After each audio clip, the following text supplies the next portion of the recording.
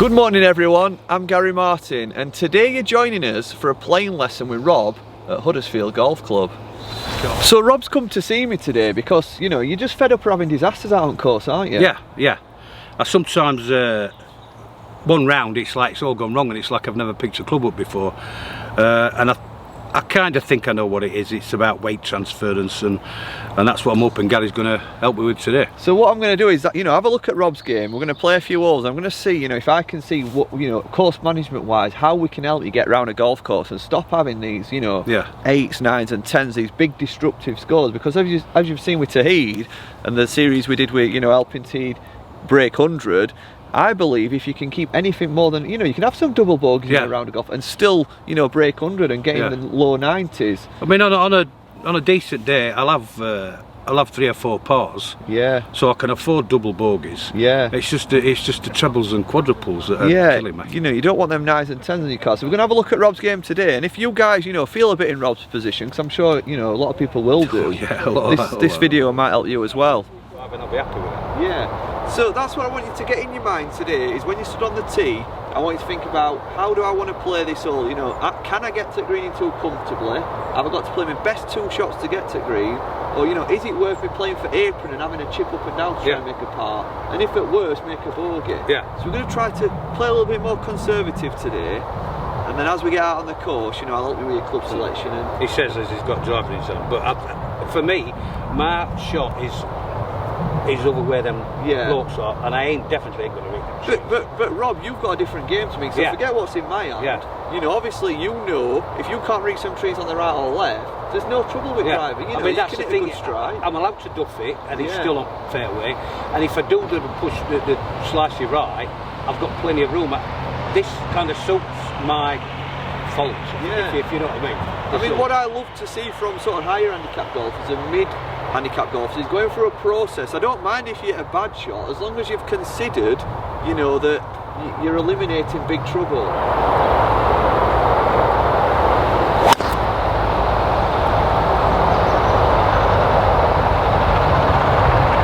I think he topped it, but... Did you see it? Yeah. Did it come out onto the fairway, or...? Yeah, it looked like he scooped in on down to in that gap.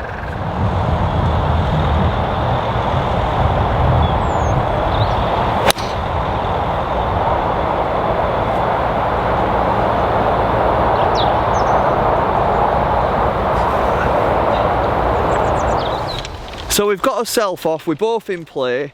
You know, it weren't one of Rob's best shots, but he hit the right club, he did hit the right club. What I did notice, Rob, and I don't know if you're aware of this, but you might have seen this yourself, guys, you hover the driver above the floor, don't you? Yeah.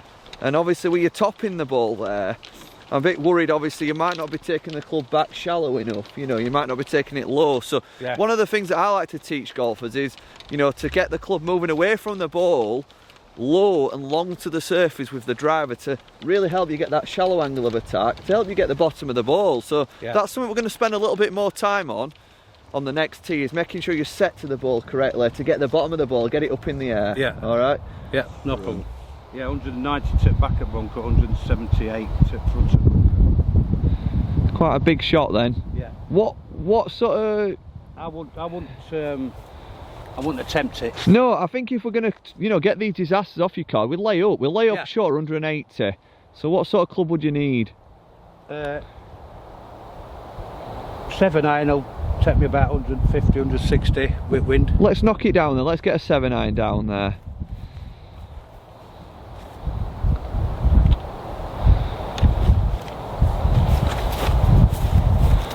And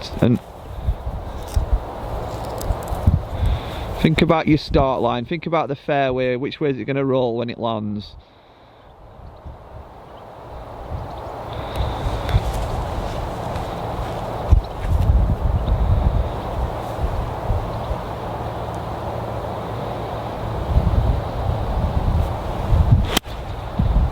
Good contact. It's a little bit left of where you're aiming, a little bit of a pull. I'm starting to learn quite a lot about Rob's game already, actually. So this is the first time I've been out on the course with Rob, and already I'm starting to see little faults within Rob's sort of swing to give us stuff to work on over the next couple of rolls. So stick with us on this one, because, you know, we're going to see how much, you know, a course lesson can improve a mid to handicap golfer over a 3-hole vlog. So I've got 184 yards downwind.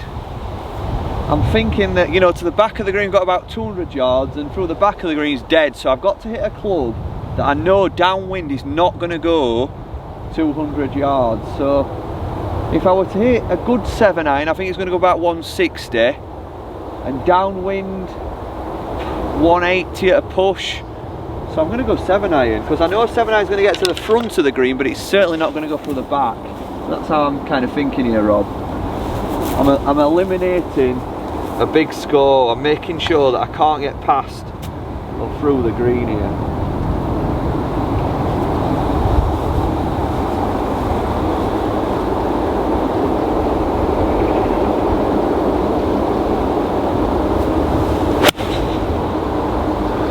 Nice.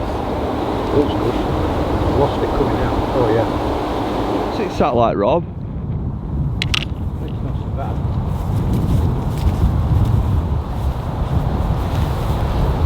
Is that alright? Mind you, it's down there. Can you get behind ball alright? Yeah, I'm gonna have to. That's what I'm saying. I'm gonna have to come down steep because there's a slide. The slight slope behind the ball, yeah. So that's why I thought if I punch down on an 8. Yeah. Yeah, I mean, if you're going to punch down on something out of the rough, make sure you've got enough loft. Try not to get greedy. Right. You know, it might be the fact you've got to use a pitch wedge or a 9-iron, but I won't go to an 8 because... 9-iron? Yeah, a 9-iron is going to play like an 8 if you're hitting down on it. But you've got to make sure you've got that loft so that your club doesn't twist in the rough. Once you get to sort of like an 8, a 7 and a 6, you'll notice, guys, that that wispy grass grabs your club and it twists.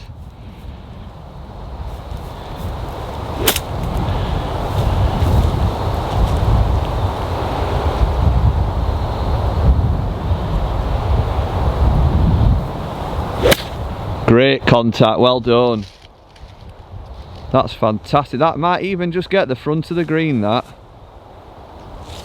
Shot, Rob. We've both just learnt a lesson, you know, in itself there off camera. Rob's at his second shot, and we've really took for granted that we're just going to walk up to it and find it, and it's took us a good part of 5 minutes. You know, in a competition we'd have probably had to go back and hit another one, because we sort of saw it set off, didn't we? And we saw it land, you know, on the ground. Then we didn't really watch it roll out, and we've got down to where we thought it were, and we just couldn't find it, could we? No. So, you know, that's a lesson in itself, guys. You know, when you hit that shot, watch the ball till it finishes. That could have, you know, that could have been a disaster in a comp, couldn't it? Exactly. First of all, when you're 7 or 8. Yeah. But, oh, you're on green, you're close as well. Not bad, that. You're on green in 3. So this is for your par, Rob.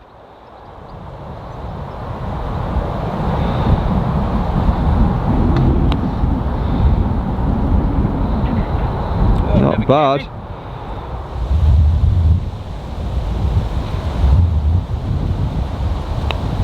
Well done, good 5, Rob. Excellent. So when I'm doing a playing lesson, I like to bring my golf clubs. You know, they're always there, and if you need to demonstrate a shot, demonstrate any sort of techniques, and, you know, keep it sociable as well. But, you know, it's not about me today, so most of this content will be, you know, Rob and trying to improve his game and try and, you know, get them big scores off his card. And it doesn't require you to hit perfect shots, and that's the beauty of it. It's just going through a process of eliminating the trouble, and that's what we're doing today. Because they're meant to win, yeah, I wouldn't take a driver. Right. Because if I put any cut spin on, yeah, it's toast. Right. So that's why I got that utility club. Yeah. To try and keep it low and it doesn't put as much spin on. That's kind of what I'm thinking on this hole. That's, yeah, a good way of looking at it. I mean, as long as you're comfortable carrying what we got, probably about 140 yards over that ditch, as long as you've got a club and you're comfortable carrying that distance, then that's the only real trouble I am if I hit it. Aware of. I can't account for doing a bad shot, but no. Yeah, I could easily get over that if I hit it. And I think the only other sort of danger here is, well, it's probably the left hand side. You've got the rough on the left about 190, you've got some bushes on the right about 200 yards. So your landing area really, if you're going to be ultra safe here, is between 150 and 200. Yeah. So I'd be picking a club. That's kind of what if you're trying to get rid of, you know, these big scores and land it in that area, you know, you try wallop a driver, and like you said, you might get in the rough up the right and lose like the ball. This, I don't until I'm really comfortable with driver, because I've only got to put a slight bit of cusping. Yeah. And wind just. And you've got to remember your shots, guys. You know where to use your shots. This is not an easy hole, is it? No. So what are you going to choose? What are you hitting off tee? I'm going to hit that utility. Utility. Wind. It's Yeah. up to about 170. Perfect. That's landing in that safe area. So we'll let you get teed off, Rob.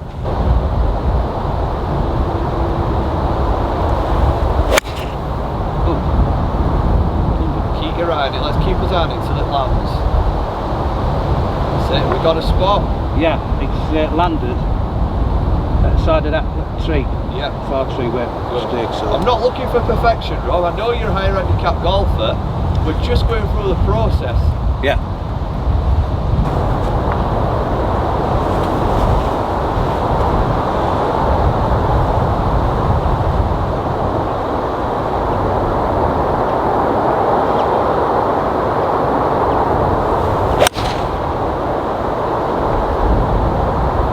Not a great strike, but I put it into that safe area. So Rob's on the path. We're gonna see how much you were listening in Rules with Jules. Right. What are you gonna do? Well, it's nearest point of relief where you've got a stance. Yes. So, nearest point of relief, it's just there because I'm still stood on path. Yeah.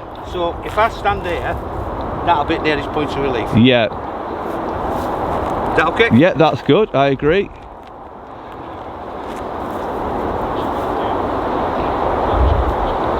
Well done. Work out well.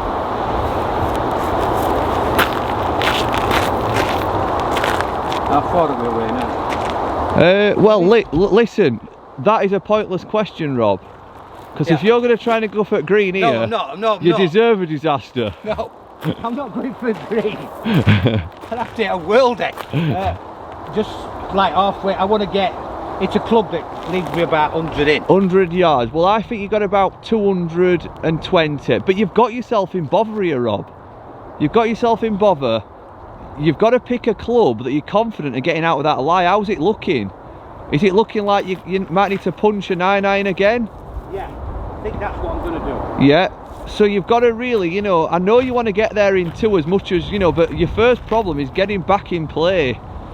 And, you know, if you have to take a double bogey 6, Rob, then that's what you got to do. That's better than... Better than, you know, hitting an 8-iron or a 7-iron and put it in this ditch here. So take your medicine. You know, get yourself set over it and get good quality strike on it.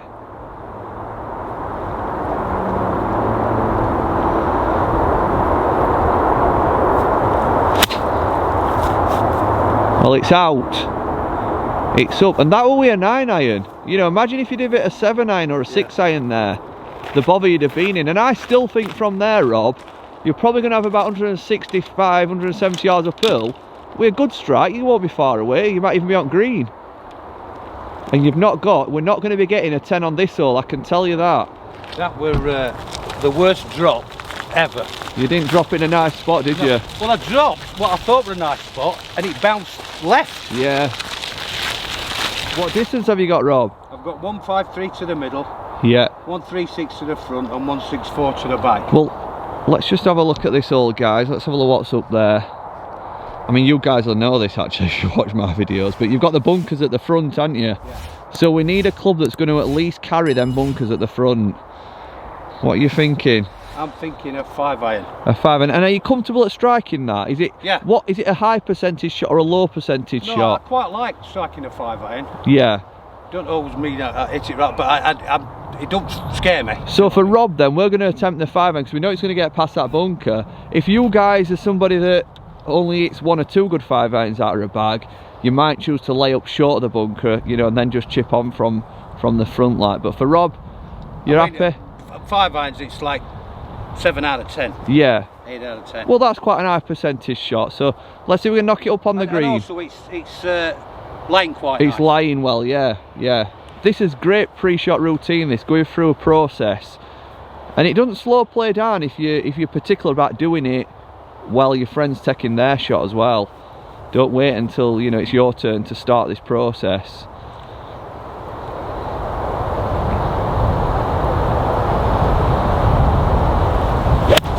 Fantastic contact. Well done. It weren't your perfect shot, you know, it's not up on the green, but you've contacted it well. It's 150 uphill. You know, I could try and bust an 8 iron, but uphill, we're into the breeze as well. It's going to climb in the wind, isn't it? Yeah. So I'm going to hit a 7 iron and just control the club speed. Keep that club speed, you know, from getting too quick. And then it'll stop the ball from going too high in the air.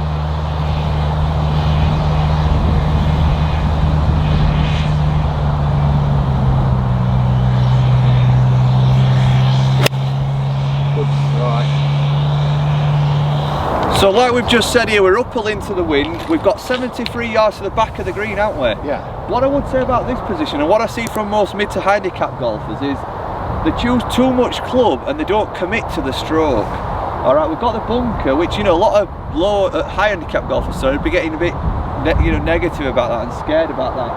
I want you to make sure when you play this swing that you commit to turning through the shot with high hands and finishing a full shot. Make sure that you've got the right club so that you can be positive and accelerate through the shot into a finish position. You know, what I see so many times is this, where people stop, they're scared of knocking it through the back of the green, so they don't turn the body correctly and hold the finish. So I want you to pick a club, Rob, that you're committed to making a good swing and turn and holding that position at the end. So there's no way I'm not absolutely bang on with the distance, but because it's into a wind. Yeah. Thinking. I did tell you it was windy, guys. So make sure you commit to your follow through.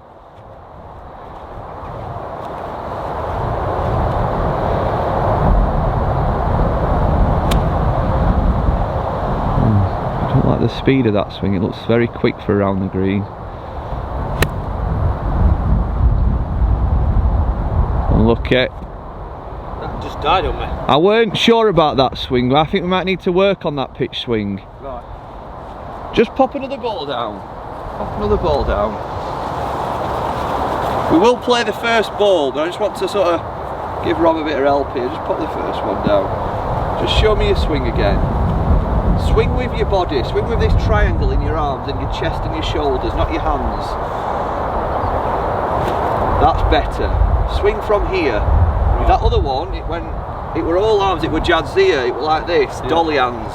You know, I do that when I'm round green for them shots. I want you to swing with more connection with the body. You have nothing behind it. A big lad like you, and there was nothing behind that shot. So swing with your chest and your shoulders. That's better. Well done, good strike though. Land it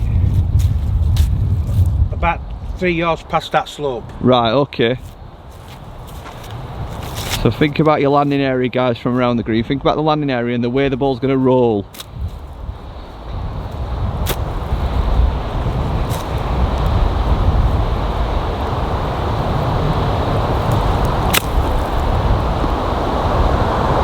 Oh, just didn't quite land it where I wanted to. Yeah. You're up on the green though. But it was, that was shot I wanted to play, I just needed to give it a bit more oomph.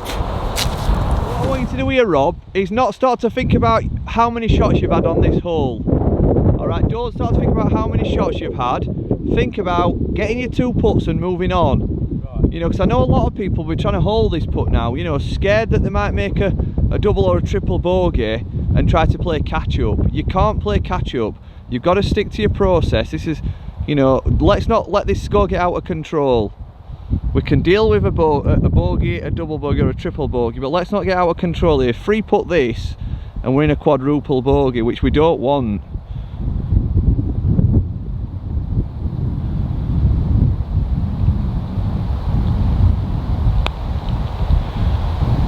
Well, it took a lot of bubbles there, didn't it? Unlucky. Take your time, finish it off.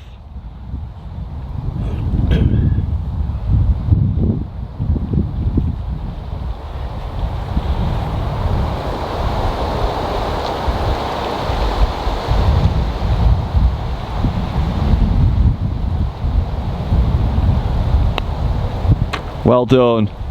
Not bad. So this is a chance now for Rob to put into practice keeping that back swing low and long. And try to get that club sort of down to the surface. You want to hit the low point of the ball. Yeah. So try to get that club low. I don't mind if you want to sort of be relaxed and feel like you're hovering it just above the surface, but you must have been, you know, 3-4 inches above the surface. Yeah. So your low point, you know, we're always going to be high up the ball. All right? Right then.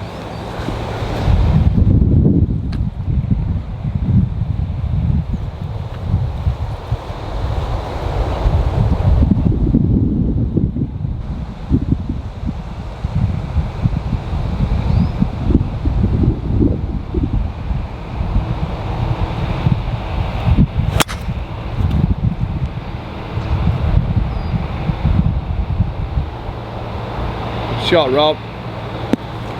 We're just waiting for a hole to clear here, and Rob were just saying, weren't you? Yeah, it's strange playing the holes that I've seen so much on, so many Gary's times channel with Tahid and stuff, and it's you think when you're watching it on YouTube, well, that looks all right, that, and then you get it, you think, oh, it's a bit tricky, this one. It's a bit harder than it looks. So, yeah. You could all of a sudden the faults, the hazards are like looming out, but we're going to be all right on this hole. You said what? Yeah, I think we stood in worst place ever, but anyway. Play the shot you're comfortable playing, and that for some of you might be a 7-iron, it could be an hybrid, but play that shot you're comfortable playing. Don't pressure yourself to get as close as you can, because it won't help you score. It'll just mean that when you get it wrong, you're more in trouble. Alright, you ready to hit? Yeah.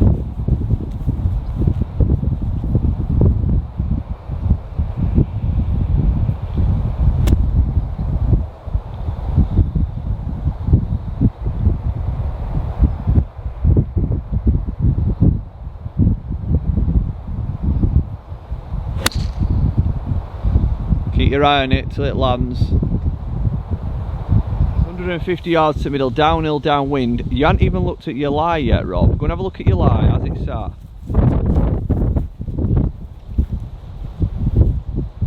Not so bad, grass is going with it. Can you get behind it alright?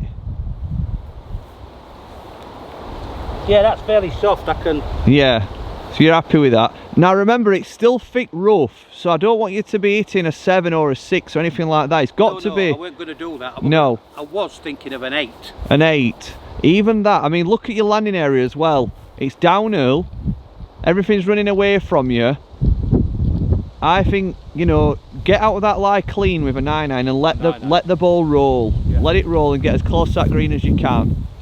I don't think there's any reason why you can't even knock it on there with a 9-9. Downwind, downhill. But I don't, when you're in this thick rough, guys, you know, make sure you're making clean contact with the ball using a pitching wedge or a 9-9 to advance it. Yeah.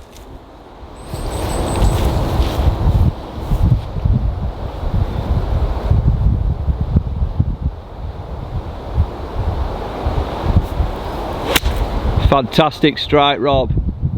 Well done. Fantastic. Excellent. And you've not chose the club you wanted to, have you? So we might be a little bit short of the green, but you've hit it well, you've struck it well, and you're not in trouble. And now we're looking at a par or a bogey, hopefully. Just walk into that one now. Rob were just saying, weren't you? Yeah, I mean, on holes that we've played, all my best shots, my best strikes, direction have all been kind of like recovery shots. Recovery shots, yeah. And I think that's because we've probably talked about what you're going to do. You visualise what you're going to do. And in the back of your mind, you know that if you don't get it right, you're not going to get yourself in trouble, because we've been over it, haven't we? Yeah. We've talked about distance, we've talked about where we're aiming, so that if you don't get it right, you're not in trouble and you're actually on the green and you've actually gone to the back part of green. So you've done a lot better than you expected, haven't you, with that 9-iron? It's a good job you didn't hit 8. Yeah. I mean, it was, it is about how much guilty as anyone of thinking, oh, I think I can thread it through that gap in that tree, and trying to play a Sevi shot. Tin cup shot. Yeah, and it's just ridiculous. I just need to make me bad shots only cost me 1 shot. That's and not it. 2 or 3 shots, but I put myself in even more. Definitely. I mean, this could be an absolute brilliant par, this. as you walk into your ball from the flag, start to feel the length of the putt, you know, as you're walking it.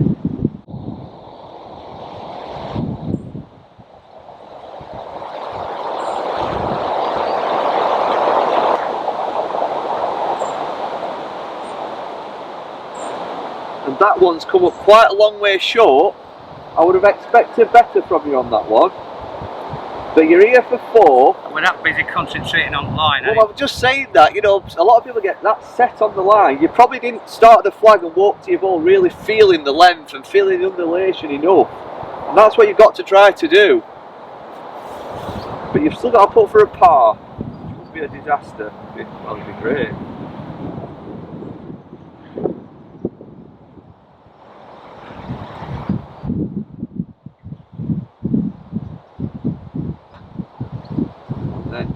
Unlucky. Tap it in. It's not a bad, you know, 6 is not a bad, and you've a comfortable 6. A 6 that should have been a 5. So just to conclude, Rob, from what I've seen in your game, and it's very relatable to sort of newer golfers, is that, you know, I think in the rough, you know, use a high lofted club, and you might be thinking, well, this is obvious stuff, but it's not unless you do it. You know, use a 9-9 and a pitching wedge. You still can advance the ball 150 yards, as you've seen. You know, don't be tempted into getting that 7 and 6 iron, it twisting, you know, ending up in the rough, potentially losing it, and having to hack out again.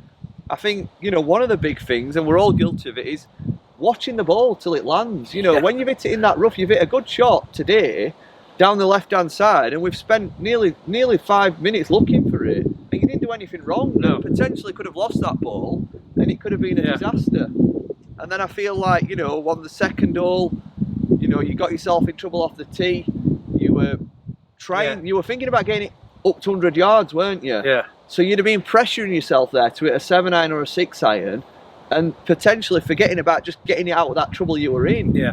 And the way you played today, I don't feel like you've got a huge score in you, because you proved on the second hole you didn't even play that all well, and it's not a disaster. No. You know, you've had bogey, triple bogey and bogey, but you've not, I think, playing with them kind of thoughts in your mind, you're not going to be having the big scores anymore. I mean, that's the thing. I know I'm going to have double bogeys, and I just don't want anything more than a triple, and that's about choosing shots. And on second hole, you're right, I didn't hit a good tee shot, but I should have took my medicine and just worked my way up there, and I was trying to salvage something, and I'm not good enough to do that. And that's, I think, a lot of, especially all my mates, we've all got a tendency to do that. Yeah. We know we should be up there, we'll take this, we'll take that, and unless you wait a world day, you put yourself in even more trouble.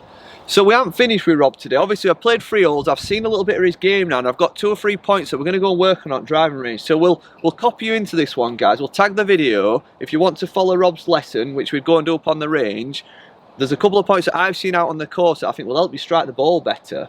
But on the course, it's more thinking about course management and how you can make the most of what you've actually got now.